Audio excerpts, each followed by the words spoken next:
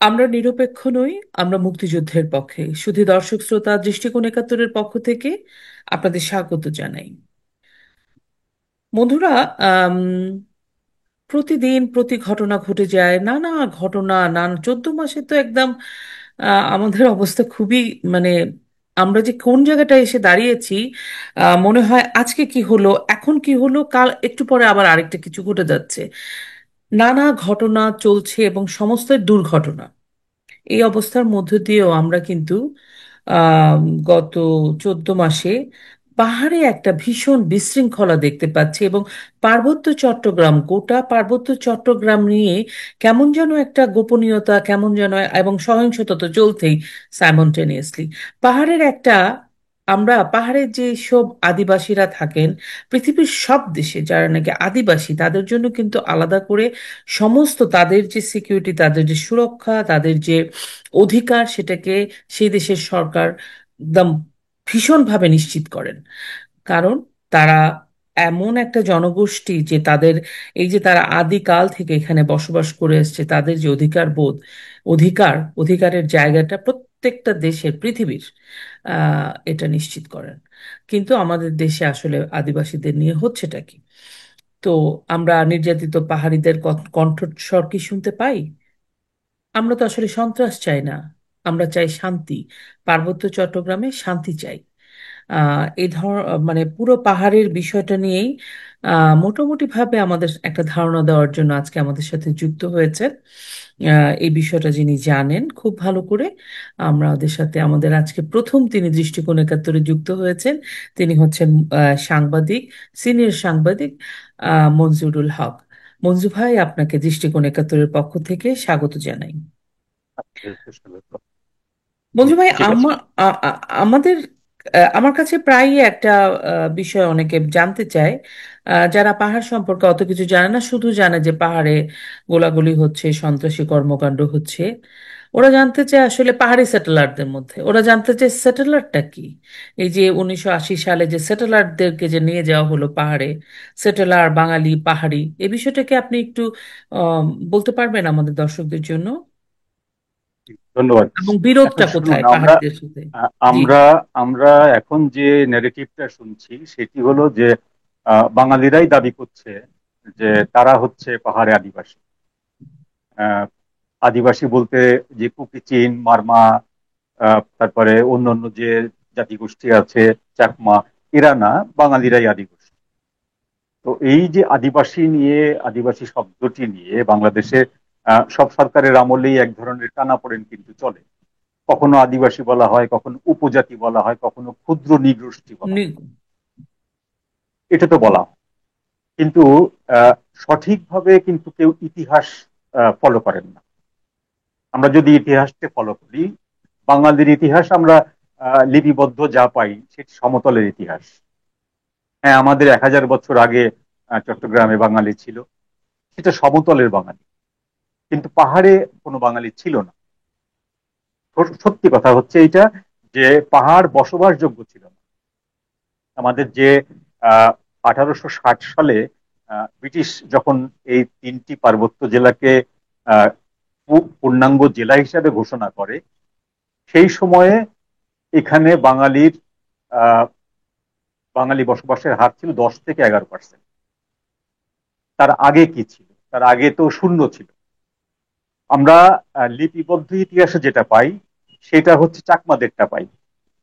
চাকমারা 1500, 1600, 1700 শতকে, এই সময়ে তারা আহ, এখানে অভিবাসী হয়ে এসেছে তিব্বতের কিছু অঞ্চল থেকে, মঙ্গোলিয়ার কিছু অঞ্চল থেকে, এইসব অঞ্চল থেকে অভিবাসী হয়ে এসেছিল। কিন্তু তারও আগে যে কুকিচিন সম্প্রদায় ছিল, এই কুকিচিন সম্প্রদায় হচ্ছে পাহাড়ের মূল আদিবাসী। হুম। এদের এখানে আগমন কতশো বছর আগে সেটির কোনো লিখিত ইতিহাস নেই। হুম। তো ধরে ধরে নেওয়া হয় যে সবচেয়ে প্রাচীন জনগোষ্ঠী হচ্ছে এখানে কুকিচিন জি। শাখার জনগোষ্ঠী। এখন এই কুকিচিন আহ, নামে একটি প্রদেশই আছে মিয়ানমারে, আলাদা একটি প্রদেশ। তো সেখান থেকে তাদের এখানে আগমন ঘটে, তারা এখানে জুম চাষ প্রচলন করে, এবং তারা ওই তাদের বনজ সম্পদের সাথে নিজেদেরকে মানিয়ে নেওয়ার যে সামাজিকতা, সেইটিকে তারা প্রচার করে। এরপরে 1700 1600 শতকের দিকে চাকমারা যখন আসে, চাকমারা এসে তারা তুলনামূলকভাবে একটু সমতল জায়গা, যেগুলো পাহাড়ের কর্ণফুলী অববাহিকা, এইসব অঞ্চলে বসবাস করে এবং বাঙালি সমাজের মতোই তারা কৃষিভিত্তিক সমাজ গড়ে তোলে। তারও অনেক পরে আপনার এই চাকমাদের ভেতরের থেকে আসে মারমা, এরপরে আসে ভারতের ত্রিপুরা অঞ্চল থেকে একটি গ্রুপ, ক্ষুদ্র জনগোষ্ঠী। তো এই সমস্ত গোষ্ঠীগুলোকে নিয়ে যখন পাহাড়ের যখন তিনটি জেলা 1860 সালে ব্রিটিশ ঘোষণা করে, সেই সময়ে এদের কিন্তু আপনার, আমি আগে বলেছিলাম 10%, 10%টা হচ্ছে আসলে 47-এর পরে। আচ্ছা। তো অর্থাৎ পার্টিশনের আগে এখানে বাঙালির আনুপাতিক কোনো হার ছিল না, শূন্য শূন্যও ছিল না। এখন 47 সালের দেশভাগের পরে এই এই গল্প মোটামুটি হচ্ছে বিশাল কলেবরে বলতে হয়, খুব সংক্ষেপে বলতে গেলে 47 সালে আহ পাহাড়ের তিনটি জেলা ভারতবর্ষের সঙ্গে থেকে যাওয়ার প্রস্তাব তুলেছিল, হুম। আমাদের সঙ্গে আসেন, পূর্ব পাকিস্তানের সঙ্গে আসতে চাইনি। এবং তারা 14ই আগস্টে যে সারা বাংলাদেশে পাকিস্তানি পতাকা উড়ানো হয়েছিল, পাহাড়ে কিন্তু ভারতীয় পতাকা উড়ানো হয়েছিল। সেটা 3 দিন পরে সেখানে বালুচ রেজিমেন্ট পাঠিয়ে সেই পতাকা নামিয়ে পাকিস্তানি পতাকা উড়ানো হয়। এবং সেই সময়ে আপনার পাহাড়ের যারা নেতৃত্ব দিচ্ছিলেন বাংলাদেশে, মানে পূর্ব পাকিস্তানের সঙ্গে না থেকে ভারতের সঙ্গে যাওয়ার, তাদের অন্যতম নেতা ছিলেন স্নেহ কুমার চাকমা। হুম। তিনি একাধিকবার বৈঠক করেছেন দিল্লিতে গিয়ে নেহরুর সঙ্গে, হুম। তারপরে আপনার ওই মৌলানা আজাদের সঙ্গে, বল্লভভাই প্যাটেলের সঙ্গে, কিন্তু ওরা সানুরূপ সাড়া দেয়নি। এক পর্যায়ে ব্যর্থ হয়ে তিনি আর যোগাযোগ রাখতেন না এবং কখনো দেশেও ফেরেননি। তো এই ইতিহাসের পর আমরা ধরে নিতে পারি যে এইটি তারা তাদের আহ, মনের বাইরে, তাদের আহ, ভালো লাগার বাইরে কিন্তু একটি কাজ। আমরা জানি যে 47 সালে যে রেড ক্লিফের যে আপনার পার্টিশন লাইন, সেই পার্টিশন লাইনটা করা হয়েছিল মানে জনগণের ধর্মবিশ্বাসের ভিত্তিতে। সংখ্যাগরিষ্ঠ যারা, মুসলমান সংখ্যাগরিষ্ঠ হলে সেটা পূর্ব পাকিস্তানের পক্ষে থাকবে, হিন্দু সংখ্যাগরিষ্ঠ হলে সেটা পশ্চিম বাংলা বা ভারতের অধীনে যাবে, এবারই কিন্তু করা হয়েছে। কিন্তু সেই হিসাবে বড় ভুলটা হয়ে গেছিল, ধরুন আপনার যে চট্টগ্রাম পাহাড়ের এই তিনটি পার্বত্য জেলায় তখন কিন্তু কোনো মুসলমান অধিবাসী ছিল না। সঙ্গত কারণে তাদের দাবি ছিল যে আমরা ভারতের সঙ্গে যাব, তাদের আশাও ছিল যে এইভাবে ম্যাপ তৈরি করা হবে, কিন্তু হয়নি। অর্থাৎ তারা ওই 47 সাল থেকেই বিশ্বাস ভঙ্গের যে রাজনীতি, সেই বিশ্বাস ভঙ্গের রাজনীতির শিকার।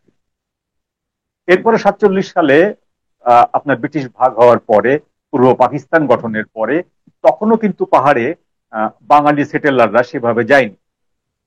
যাওয়া শুরু করলো আপনার 60 সালে, যখন কাপ্তাই বাঁধ যখন তৈরি করা হলো, সেই সময়ে যে বিশাল জনগোষ্ঠী সেখান থেকে বাস্তুচ্যুত হলো, সেই জনগোষ্ঠী ছড়িয়ে ছিটিয়ে পড়ার সুযোগে সেই সময়ে পূর্ব পাকিস্তান সরকার চাইলো যে সেখানে বাঙালিদেরকে ইনপুট করা, হুম। যে প্রো আপনার হচ্ছে মাইগ্রেশন টাইপের, যে সেখানে যে পরিমাণ পাহাড়ি জনগোষ্ঠী বাস্তুচ্যুত হচ্ছে, তাদেরকে একটা ক্ষতিপূরণ মতো কিছু একটা দিয়ে সেখানে বাঙালিদের সাথে এক ধরনের সহবাসের ব্যবস্থা করা। সেই সময় থেকেই পাহাড়ে বাঙালিদেরকে পাঠানো শুরু হলো, অল্প অল্প বাঙালি যাওয়া শুরু করলো। এবং সেই সময় 47 সালের পর থেকে আপনার ধরুন আমাদের 71 সাল পর্যন্ত, আমাদের স্বাধীনতার আগ পর্যন্ত, তখন 71 সালের ওখানকার সেন্সাস রিপোর্ট অনুযায়ী হার ছিল 10 থেকে 11% মুসলমান বা বাঙালি, বাকি সব হচ্ছে পাহাড়ি বিভিন্ন জাতিগোষ্ঠী, 13টি জাতিগোষ্ঠী, 13টি প্রধান জাতিগোষ্ঠী। তাহলে এই যে 10 থেকে 11% হলো, সেই 10 থেকে 11% 80-এর দশকে এসে হঠাৎ করে 40 থেকে 50% হয়ে গেল। এরপরে শুরু হলো পাহাড়ের আসল বঞ্চনা, যে পাহাড়ের ভূমি দখল, পাহাড়িদেরকে ধর্মান্তরিত করা, পাহাড়ে এনজিওদের যে পাহাড়িদেরকে খ্রিস্টান ধর্মে দীক্ষিত করা, পাহাড়িদেরকে মুসলমান করে নেওয়ার চেষ্টা করা, পাহাড়িদেরকে বাঙালি করে নেওয়ার চেষ্টা করা। তো পাহাড়ে আপনার ধরুন আহ, এই পর্যায়ে এসে বাঙালিদের সেরকম সংঘবদ্ধ কোনো অত্যাচার কিন্তু ছিল না 71-এর আগ পর্যন্ত। আপনার পাকিস্তান যেটা আমল, পূর্ব পাকিস্তান আমল, সেই আমলে কিন্তু বাঙালিদের বা সেটেলার তখন যেহেতু যায়নি, সেহেতু ওইখানে জায়গা জমি নিয়ে অস্তিত্বের যে লড়াই, দখলের যে লড়াই, সেটি কিন্তু তখন তৈরি হয়নি। এটি তৈরি হয়েছে আমাদের স্বাধীনতার পরে।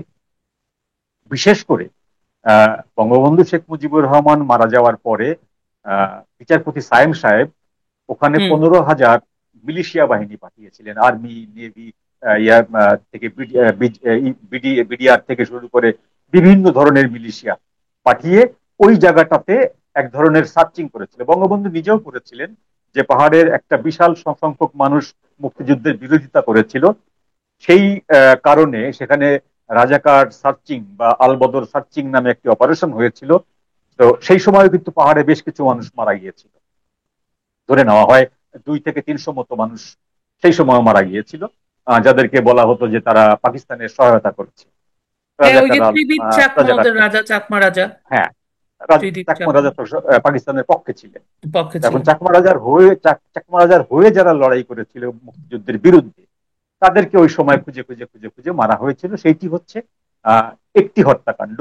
সেটি কিন্তু আপনার যেটাকে বলে হচ্ছে আপনার যে এথনিক ক্লিনজিং, সেটি না, সেটি হচ্ছে প্রতিশোধমূলক একটি ঘটনা। এরপরে যখন 75 পরবর্তী ঘটনায় সায়েম সাহেবের নাম বলেছি, সায়েম সাহেবের ওই সময়ে আহ, যে বিশাল সংখ্যক লোকজন পাঠানো হয়েছিল, সশস্ত্র লোকজন, এরা পাহাড়কে অশান্ত করে প্রথম। এরপরে জিয়াউর রহমানের আমলে আইন করে ওখানে মাইগ্রেশন করার জন্য 4 লাখ লোকের একটি এস্টিমেট করা হয়, এবং এই 4 লক্ষ লোককে সারা বাংলাদেশ থেকে বেছে বেছে বিভিন্ন জায়গা থেকে, বিভিন্ন জায়গার ভূমিহীন, বিভিন্ন জায়গায় যারা পড়ে আছে, নদী ভাঙা লোক, বাস্তুচ্যুত লোক, এদেরকে ধরে ধরে, বা ঢাকা শহরের যারা বস্তিতে থাকে এরকম লোকদের ধরে ধরে ওখানে পাঠানো হচ্ছে। বেশিরভাগ কিন্তু ওখানে ছিল হচ্ছে নোয়াখালী থেকে, নোয়াখালী, ভোলা, হাতিয়া, এই অঞ্চলের চরাঞ্চলের মানুষ, যারা তারা যে এরা যখন যে পাহাড়ের জমি দখল করা শুরু করলো এবং পাহাড়িদের সাথে সংঘাত করা শুরু করলো, সেই সময় আপনার সিলেক্টিভ ক্লেম গুলো হওয়া শুরু করলো।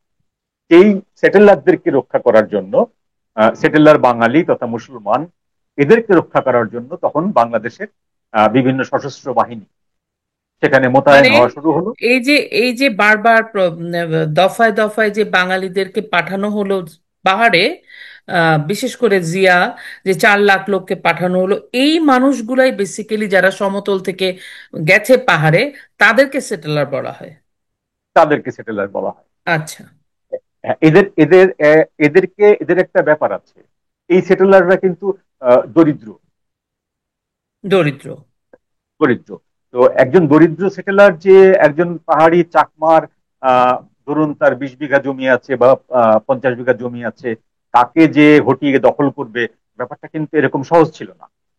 তার সেই কিন্তু ওই সময় ছিল দুঃসাহস না। সেই সময় ছিল না, ওই দুঃসাহসটি সেই সময় হয়নি।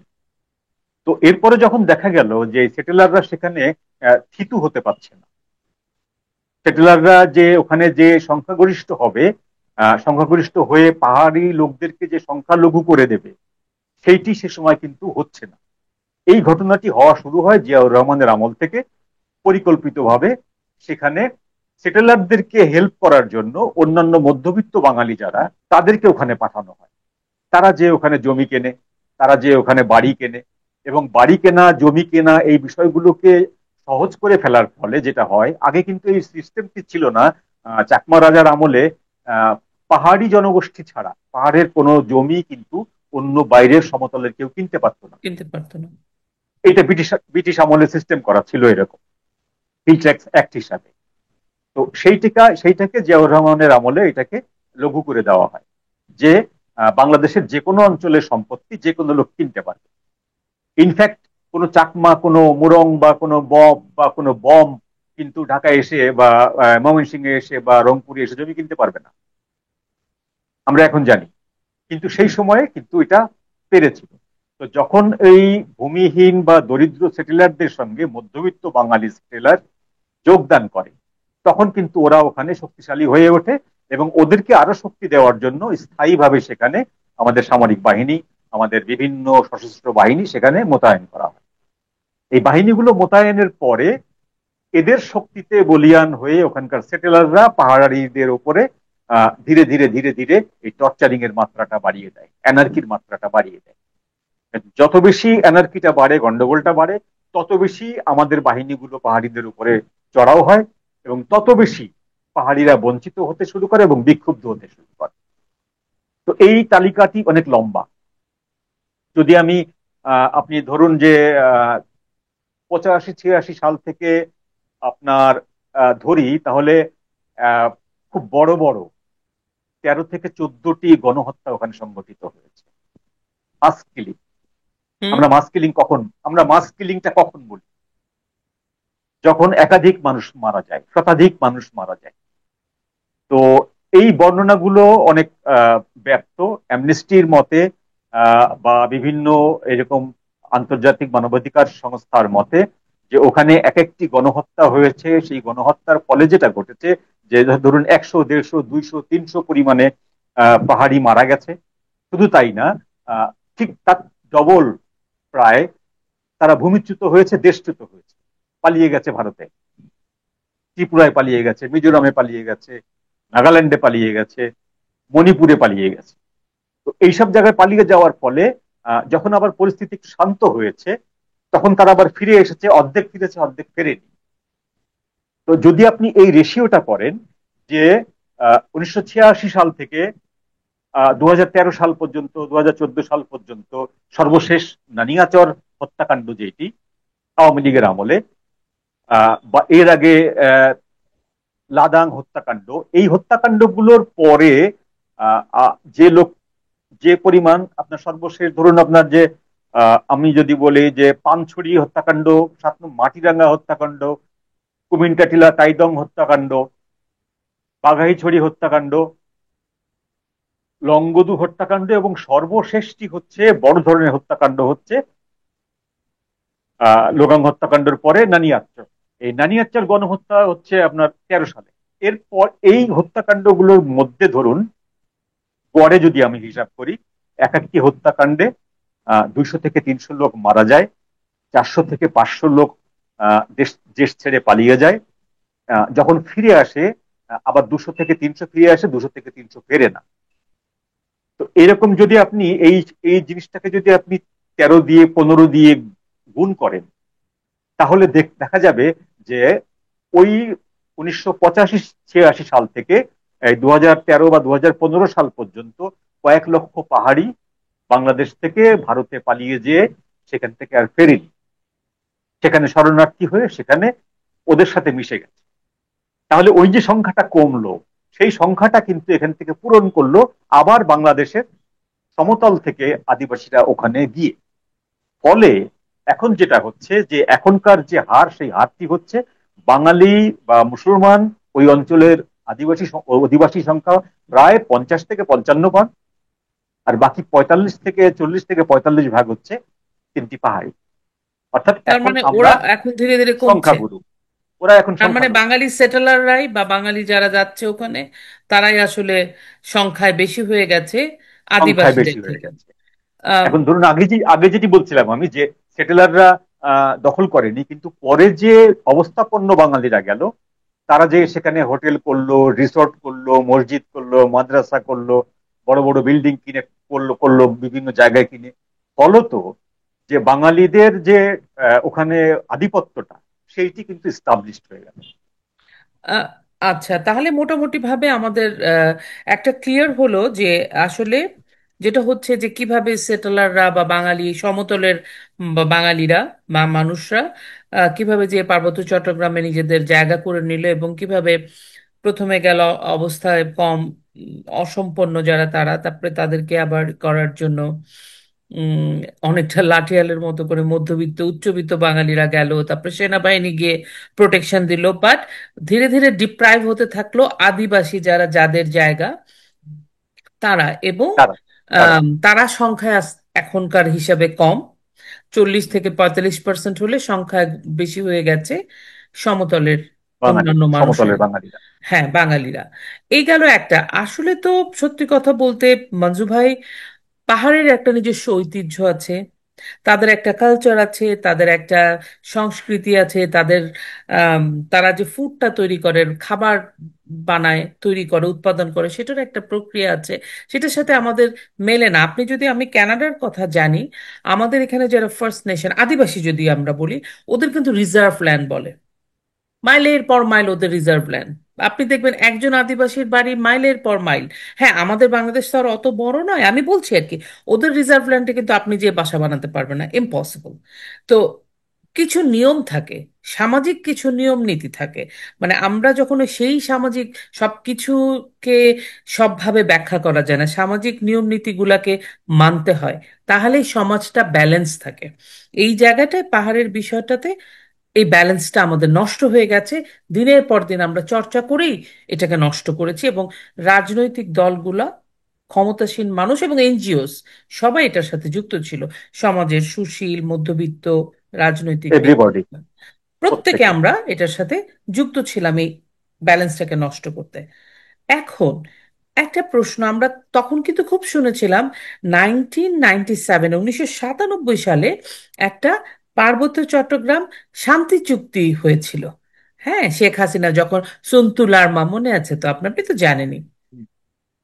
সেই চুক্তি অনুযায়ী, মানে পার্বত্য চট্টগ্রামে আঞ্চলিক স্বায়ত্তশাসন, আঞ্চলিক পরিষদ, আঞ্চলিক পুলিশ ও জমি কমিশন গঠন সহ নানা ধরনের নীতি নির্ধারিত হয়েছিল। সে সময়, সেই সময়টাতে বিরোধী দল বিএনপির এই চুক্তির বিরোধিতা করলেও 2001 সালে যখন বিএনপি ক্ষমতায় আসে, তখন তারা চুক্তিটা বাতিল কিন্তু করেনি, কিন্তু বরং চুক্তি অনুযায়ী একাধিক বিষয় হস্তান্তর করে জেলা পরিষদে। কিন্তু পার্বত্য মন্ত্রণালয়ে সেই সময় একজন উপমন্ত্রীও নিয়োগ নিয়োগ দেয় বিএনপি। যখন নাকি চুক্তিটা হচ্ছিল তখন বিরোধিতা করলেও তখন বিএনপি এটা করেছে। কিন্তু ওই চুক্তিটা কিন্তু পরিপূর্ণভাবে কখনোই বাস্তবায়ন হয়নি। আপনি কি বলতে পারবেন ওই চুক্তির অবস্থাটা কি, বা কেন হলো না, বা হলে কি ভালো হতো নাকি? আপনার কি মনে হয় ওই 97 সালে? ওই চুক্তিটা 97 সালে হওয়ার পরে 98, 99, 2000, এই হ্যাঁ, এই 2-3 বছর তারা আশাবাদী ছিল, সন্তুল আরমারা, পাহাড়ে যে কি একটু চুক্তি, শান্তি ছিল? শান্তি ছিল ওই আচ্ছা। সময়টাতে, জি। যে চুক্তিটি বাস্তবায়িত হলে আমাদের এখানে শান্তিটি জি। আসবে। হুম। সে সময়ও যে সংঘাত সংঘাত ঘটেনি তা না, সংঘাত ঘটেছিল। কিন্তু যেহেতু সন্তুল আরমারা একটি চুক্তিবদ্ধ, এবং তারা সেই চুক্তি অনুযায়ী তারা অস্ত্র সম্বরণ করেছে, শান্তি বাহিনীকে বিলুপ্ত করেছে, হুম। সুতরাং তারা ওই সময়ে এইরকম ভাবে এই যে শান্তি বাহিনী গঠন করে যে যুদ্ধংদেহী অবস্থা ছিল, সেইটি আর ছিল না।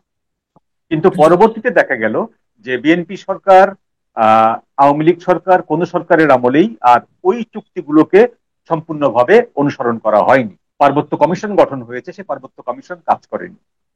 ভূমি কমিশন গঠন করা হয়েছে, ভূমি কমিশন কাজ করেনি। ভূমি করেন। কমিশন যদি কাজই করত, তাহলে সমতলের একজন কোটিপতি ওখানে যে রিসোর্ট বানাবার জমি কেনে কি করে? এক্স্যাক্টলি। তাই না? তাই না? তো আমরা সাজেক সাজেক গঠন হওয়া দেখলাম, সাজেকের মতো অনেক জায়গা গঠন হওয়া দেখলাম আমরা। হ্যাঁ। বিভিন্ন পর্যটন কেন্দ্র গড়ে উঠছে। এখন পর্যটন কেন্দ্র গড়ে ওঠা মানে হচ্ছে, আপনি বলতে পারেন যে মোটা দাগে দেশের একটি উন্নতি, বা দেশের মানুষের সেখানে যাতায়াত। অবশ্যই সমতলের মানুষের পাহাড়ে যাতায়াতের অধিকার আছে, জাতিগত মানে আপনার ভূখণ্ডগত ভাবে অধিকার আছে। কিন্তু যখন আপনি ওখানে একটি স্থাপনা গড়বেন, আপনি যে কথাটি বললেন যে রিজার্ভ ল্যান্ডে, কানাডার রিজার্ভ ল্যান্ডে 1 ছটাক জমি কেউ কিনতে পারবে না, একটা বাড়ি করতে পারবে না। নো। আমাদের এখানে কিন্তু এই এম্বার্গোটা ছিল না। আমাদের এখানে যে কোনো কোটিপতি পুঁজিপতি যে ওখানে জমি কিনে রিসোর্ট বানাচ্ছেন, ওখানে পর্যটন কেন্দ্র বানাচ্ছেন, এবং সেখানে সারা বছর ধরে লোকজন যাচ্ছে, এবং পাহাড়িদের যে সংস্কৃতি, সেই সংস্কৃতিকে অবজ্ঞা করছে, অবহেলা করছে, তুচ্ছ-তাচ্ছিল্য করছে, এবং আমাদের সংস্কৃতি চাপিয়েও দিচ্ছে। চাপিয়েও দিচ্ছে। যেমন আমরা ওখানে আমাদের একটা এক্সাম্পল ধরুন, যে সাজেকে প্রতিদিন কতজন মানুষ যায়, এই সেই সেই সংখ্যার কতজন মুসলমান, এবং সেই মুসলমানের কতজন ওই দর্শনকালীন সময়ে নামাজ পড়া দরকার পড়ে তার। এটা খুব ক্রিটিক্যাল একটা প্রশ্ন। কিন্তু সাজেকে বিশাল জায়গা জুড়ে মসজিদ রয়েছে, মসজিদ, হ্যাঁ। তাই আমি না? যাইনি, শুনেছি। এখন ধরুন যে আপনি যখন একটি জাতিগোষ্ঠীর তাদের নিজস্ব সংস্কৃতি আছে, তারা নিজস্ব ভাষাভাষী, নিজস্ব খাদ্যাভ্যাস, নিজস্ব কাস্টম এবং নিজস্ব আহ, একটা বলয়, তাদের হ্যাঁ, নিজস্ব জীববৈচিত্র্য, কৃষ্টি কালচার, নিজস্ব একটা, হ্যাঁ, সবকিছু ওই একান্ত মিলিয়ে আমার তাদের, হ্যাঁ, তাদের নিজস্ব একটা জীববৈচিত্র্য আছে। আছে। যে জীববৈচিত্র্যের সাথে বাঙালি সমতলের জীববৈচিত্র্যের কোনো মিল নেই, না ভাষাগত, না ধর্মগত, না সাংস্কৃতিগত, না জীবনাচরণগত, কোনো কিছু নেই।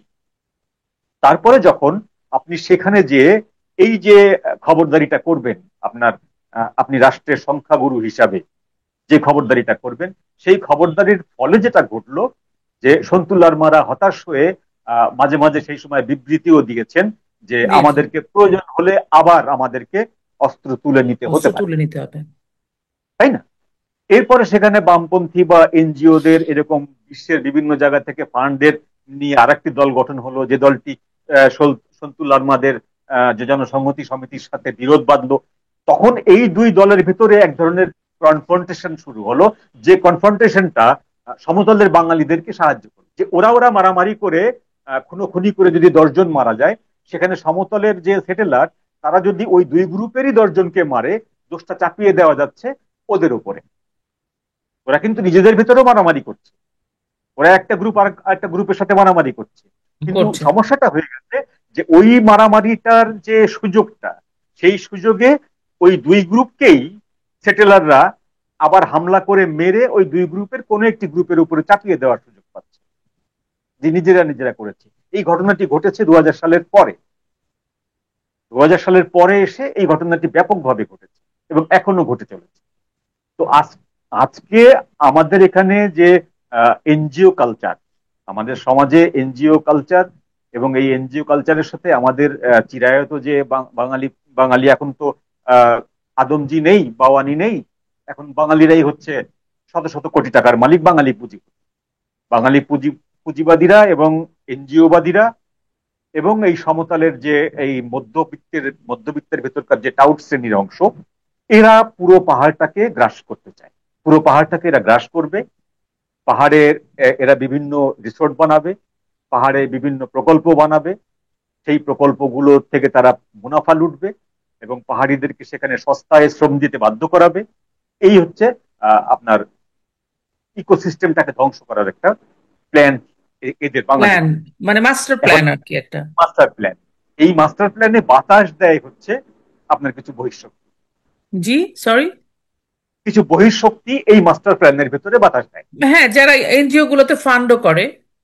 হ্যাঁ, ফান্ডও করে। এখন ধরুন আপনি যে অনেক দিন ধরে যে কথাগুলি উঠছিল, ইভেন শেখ হাসিনাও যে কথাগুলি বলেছিলেন যে এখানে একটি খ্রিস্টান রাষ্ট্র গড়ার মার্কিন পরিকল্পনা। যুক্তরাষ্ট্রের পরিকল্পনা, তো সেটি তো শুধুমাত্র বাংলাদেশের পাহাড়িদেরকে নিয়ে না, সেটি আরাকানের ওখান থেকে রাখাইনদেরকে নিয়ে, মিয়ানমারের কুকিচিনদেরকে নিয়ে, মিয়ানমারের অন্যান্য প্রদেশ থেকে অন্যান্য উপজাতি যারা খ্রিস্টান অধ্যুষিত, যেখানে খ্রিস্টান সংখ্যাগুরু, ভারতের মিজোরাম যেমন খ্রিস্টান সংখ্যাগুরু, তাদেরকে নিয়ে, মণিপুরের খ্রিস্টান অঞ্চল তাদেরকে নিয়ে, এই গোটা অঞ্চলে যেখানে যেখানে খ্রিস্টান সংখ্যাগুরু, তাদেরকে দিয়ে বৌদ্ধ সংখ্যাগুরুদেরকে অকুপাই করে তাদেরকে খ্রিস্টিয়ান বানিয়ে ওই জায়গায় একটা খ্রিস্টিয়ান স্টেট করার যে প্ল্যান, মাস্টার প্ল্যান, সেই মাস্টার প্ল্যানের ভেতরেও কিন্তু এই ধরনের যে এথনিক ক্লিনজিং, এটা একটা ফার্স্ট আইটেম। যে এথনিক ক্লিনজিংটা হচ্ছে সেই মাস্টার প্ল্যানের প্রথম একটি ধাপ। এর পরের ধাপ হচ্ছে জমি দখল, তারপরের ধাপ হচ্ছে তাদেরকে ধর্মান্তরিত করা, তাদেরকে ভাষান্তরিত করা, এর তারপরের ধাপ হচ্ছে তাদেরকে এই সমতলের সমাজের সাথে ইকুইভ্যালেন্ট করে দেওয়া। মঞ্জু ভাই, এখন আমি একদম একটু, আমরা তো পুরো পিছনটা যতটুকু সম্ভব অল্প সময় আনলাম তুলে, আপনি খুব সুন্দর করে এক্সপ্লেন করলেন। 2024-25-এর একটু কথা বলি। আমি একটু পড়ে বলতেছি কারণ এটা একজনের একটা পার্বত্য চট্টগ্রাম জনসংহতি সমিতির বার্ষিক একটা প্রতিবেদন দিয়েছে। সেই প্রতিবেদনে তাদের তথ্য প্রচার সম্পাদক সজীব চাকমা এই প্রতিবেদনটা পেশ করে তাদের সেটা হচ্ছে বার্ষিক প্রতিবেদন। 2024 সালে পার্বত্য চট্টগ্রামে মানবাধিকার লঙ্ঘনের ঘটনা উল্লেখযোগ্যভাবে বৃদ্ধি পায়। মোট 200টি ঘটনা ঘটেছে 2024 সালে। যার মধ্যে 21 জন নিহত, 6,550 জন পাহাড়ি জনগণের ক্ষতিগ্রস্ত, 119টি বাড়ি ও দোকানপাট লুণ্ঠন, অগ্নিসংযোগ, 2,314 একর ভূমি দখল হয়ে গেছে। হ্যাঁ, এবং এটা হচ্ছে 2024, এবং 2025 সনে তো আপনি জানেন এই যে রিসেন্টলি ঘটে গেল খাগড়াছড়ির ঘটনাটা। হ্যাঁ, হ্যাঁ, তার মধ্যে 20 জন, 3 জন নিহত হয়েছে, 20 জন আহত হয়েছে, 144 ধারা জারি করা হয়েছে। এই যে পুরো ঘটনাটা ঘটছে, হ্যাঁ, এই যে গত এক এখন দেড় বছরে পট করে এত বেড়ে গেল, এর সাথে আমরা এখন দেখতে পাচ্ছি যে একদম 14 মাসে ফ্রম দ্য ডে 1, যখন থেকে নাকি ডক্টর ইউনূস ক্ষমতাটা নিলেন, উনি কিন্তু ইন্ডিয়া, তারপরে এবং রেজওয়ানা ওনাদের যে উপদেষ্টা সেন্ট মার্টিনকে বন্ধ করে দিলেন। প্রথমে ইন্ডিয়ার কথা বলে মায়ানমার করিডোর সবকিছু ছাপিয়ে যদি আপনি অন্তর্নিহিত একটা মানে বিষয়টা লক্ষ্য করেন, সেখানে যে অঞ্চলটাকে আমরা খুঁজে পাই বারবার বারবার ওনাদের কথায়, ওনাদের কনসিকুয়েন্সেস, ওনাদের ঘটনায়, এবং যা হচ্ছে সেটা হচ্ছে পার্বত্য চট্টগ্রাম। এবং রিসেন্টলি এই পুরো ঘটনাটার, এই খাগড়াছড়ির যে ঘটনাটা ঘটলো, সেটাতে স্বরাষ্ট্র উপদেষ্টা বলে দিলেন যেটা পাশের দেশ, ইনডাইরেক্টলি একটা বলে দিলেন। এবং ভারত থেকে সম্প্রতি গতকালকে বা পরশুদিন বলা হলো যে অন্তর্বর্তীকালীন সরকারের, বাংলাদেশের অন্তর্বর্তীকালীন সরকারের একটা টেন্ডেন্সি হচ্ছে কিছু হলেই বাইরের দেশকে দোষ চাপিয়ে দেওয়া। এবং পাহাড়ে একটা একটা স্লোগান খুব প্রচলিত, আপনি জানবেন তো বটেই, সেটা হচ্ছে 1 2 3 4 সেনা তুই পাহাড় ছাড়। এই যে 1 2 3 4 সেনা তুই পাহাড় ছাড়, এবং সেনাবাহিনীর আধিপত্য, আপনি বলেছেন তাদেরকে, সেনাবাহিনীকে কেমন করে পাঠানো হলো, কিন্তু এই সময়টায় সেনাবাহিনী, অন্তর্বর্তীকালীন সরকার এবং আমাদের পার্বত্য চট্টগ্রাম, এই জায়গাটাকে আপনি কেমন একটু আমাদের দর্শকদের জন্য বলেন আপনার ব্যাখ্যাটা। এই জায়গাটায় হচ্ছে একটা মাস্টার প্ল্যান এখানেও একটা আছে। যে মাস্টার প্ল্যানটা হচ্ছে আপনার ওই যে আমেরিকার যে প্ল্যানের কথা আমরা একটু আগে আলোচনা করলাম, সেই প্ল্যানটি হচ্ছে যে ওই জায়গাটাকে, পাহাড়টাকে আনরেস্ট করা অ্যাট এনি কস্ট। আনরেস্ট করলে কি হবে? আনরেস্ট করলে ধরুন আপনার পাহাড়ে আপনি তিনটি জেলাতেই ক্রমাগতভাবে সংঘর্ষ হচ্ছে। সংঘর্ষ হলে কি হবে? ওরা ভারতে পালাবে, ওরা প্রাণ বাঁচাবার জন্য ভারতে পালাবে। ভারতে পালালে এখান থেকে ওদের উপরে যদি ভারতের ভূখণ্ড যে আক্রান্ত করা হয় তাদেরকে, ভারত তখন পাল্টা একটা আক্রমণ করবে। আমরা যেটাকে যুদ্ধের ভাষায় বলি ইনভেড করে। আর ভারত যদি একবার ওখানে ইনভেড করে, তখন সেখানে শক্তি, বিশেষ করে মার্কিন যুক্তরাষ্ট্র সরাসরি হস্তক্ষেপ করবে যে তোমরা বাংলাদেশের মতো একটি স্বাধীন সার্বভৌম দেশে হস্তক্ষেপ করে আন্তর্জাতিক আইন লঙ্ঘন করেছে। এবং সঙ্গে সঙ্গে দেখবেন যে মার্কিন নৌবহরগুলো বঙ্গোপসাগরে চলে এসছে এবং চিটাগাং বন্দরে ল্যান্ড করেছে। এটি ভারত খুব ভালো করে জানে, যে কারণে তারা এই ধরনের যে উস্কানিগুলো, এই উস্কানিগুলোকে তারা কিন্তু এখন পর্যন্ত উস্কানিকে তারা সেইভাবে আহ গা করেনি, এখন পর্যন্ত কেয়ারে নেয়নি, ওই বিবৃতির উপরেই আছে। এটি স্পষ্টত একটি উস্কানি, যে যখন ডক্টর ইউনূস বলেছিলেন যে ভারত যদি আমাদেরকে অস্থির করতে চায়, তাহলে আমরাও সেভেন সিস্টার্স কে অস্থির করব।